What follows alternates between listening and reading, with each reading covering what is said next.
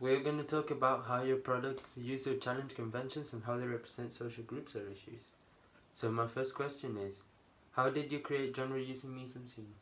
Well, we chose this room in specific because of the pink, the pastel pink stripes, because they represent delicacy and sweetness, and that is the personality of our main character.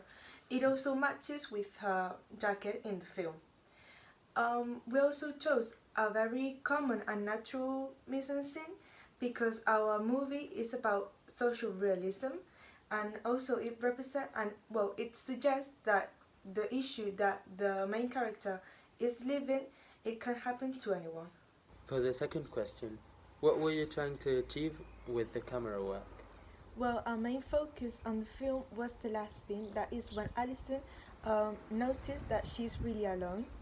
To make the audience feel that feeling of loneliness, we use a lot of point of view shots from the mother and from Alison. But another focus that we had was the shot when Alison's mother was right here and she saw the couple on the first floor. So the audience knows that Alison is lying to her in the kitchen scene. Okay, for the next question, was the editing of your film important to create meaning? Well, yes it was, but mainly we use continuity editing as it is a very natural film because it's social realism, but we also use crosscuts to construct narrative and to make the audience know that two scenes were happening at the same time. That scene was when Alison and her friend were talking in the room and when the mother came up the stairs. So that created tension to the audience. What ways did you follow the typical codes and conventions of short films? Well, as our film is a short film, we couldn't create a lot of background for the characters, so we tried to reduce the description as far, to the point that the audience doesn't know the name of Alison's mother.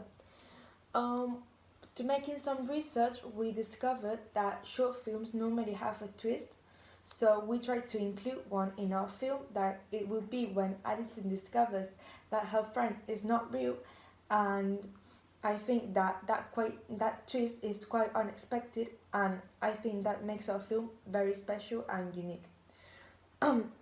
We followed Todorow's theory, as the audience at first might think that the film starts with a disequilibrium because it starts with a fight between Danny and Alison, but later we suggest that that's the point of equilibrium, as fights in that relationship are normal.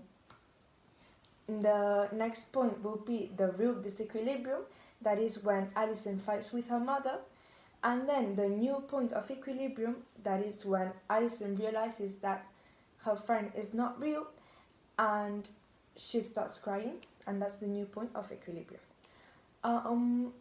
We challenged the props theory, as the helper role is not real, is her invisible friend, so that makes our film different to the other ones. So the last question of the interview, how did you represent teenagers?